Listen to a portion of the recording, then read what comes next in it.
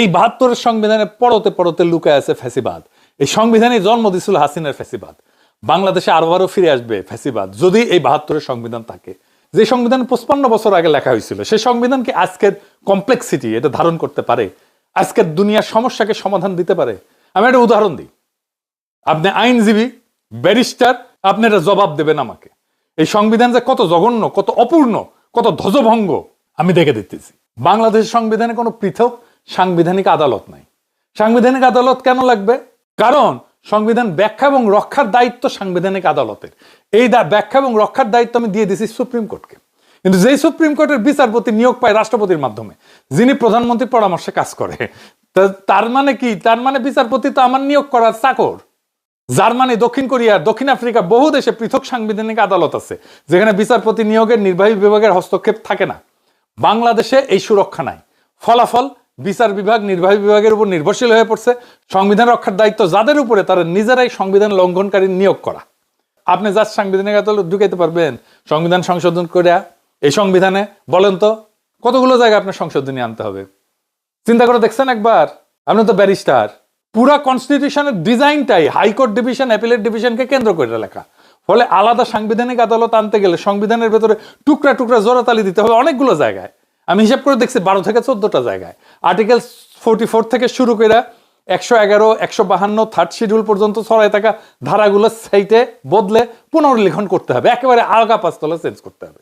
Article 44 বদলাইতে হবে, 94 বদলাইতে হবে, article 95 বদলাইতে হবে, আর্টিকেল 96 বদলাইতে হবে, আর্টিকেল ১০৪ বদলাইতে হবে, ১০৫ বদলাইতে হবে, ৬ বদলাইতে হবে, আর্টিকেল ৯৮ বদলাইতে হবে, আর্টিকেল ১০১ বদলাইতে হবে, ১০২ বদলাইতে হবে, প্রায় নতুন করে লিখতে হবে আর্টিকেল ১০৩, ১০৪, ১০৫, ১০৬, ১০৭, ১০৮, ১০৯, ১১০, ১১১ এগুলো সব বদলাইতে হবে। আর্টিকেল ১৫২ বদলাইতে হবে, থার্ড শিডিউল হাত দিতে হবে। আর্টিকেল ১৪৮ পুরো আবার পুনর্লিখন করতে হবে, পুরো প্রথম আগা পাঁচতলা। ১২টা থেকে ১৪টা মূল অনুচ্ছেদকে আমূল বদলাইতে হবে। এর চেয়ে নতুন সংবিধান লেখা সহজ নাকি? বলবেন এখন সাংবিধানিক আদালতের দরকার নাই? আপনারা বলেন সংসদ মহান, সংসদ সার্বভৌম। না, সংবিধান ব্যাখ্যা আর রক্ষা করার দায়িত্ব সুপ্রিম কোর্টের। আপনার কিসের সার্বভৌম? বাংলাদেশে তো জুডিশিয়াল অটোক্রেসি আছে সব সময়, সবার উপরে আদালত। অনির্বাচিত বিচারকদের রাহাজানি চলে সব সময় সংবিধানের উপরে।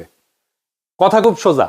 যে সংবিধান বারবার স্বৈরতন্ত্রের জন্ম দেয়, যে কাঠামো ফ্যাসিবাদ থাকিতে পারে না, যে ব্যবস্থায় জনগণের ভোটের উপরে দল, দলের উপরে নেতা, আর নেতার উপরে আর কেউ থাকে না, সেই ব্যবস্থা রক্ষা করাকে আমি কোনো প্রজ্ঞা বলে মনে করি না, কাপুরুষতা বলে মনে করি, প্রতারণা বলে মনে করি।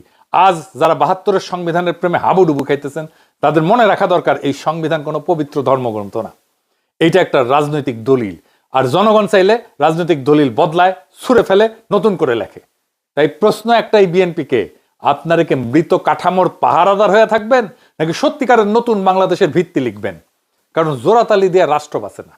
নতুন রাষ্ট্র করতে হলে নতুন সাহস লাগে, নতুন রাষ্ট্র করতে গেলে নতুন সংবিধান লাগে। ৭২-এর সংবিধান ১৯৭৩ থেকে শুরু করে ২০২৬-এর বাংলাদেশি উপহার দেবে আপনাদেরকে। আবার একই জিনিস ঘটবে, সংবিধানই তো রাষ্ট্র বানায়।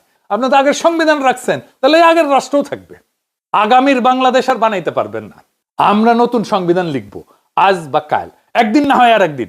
নতুন সংবিধান ছাড়া বাংলাদেশ আজাদ হবে না, বাংলাদেশের মানুষের আজাদি আসবে না। আমাদের আজাদ হওয়া দরকার, আমাদের আজাদি দরকার।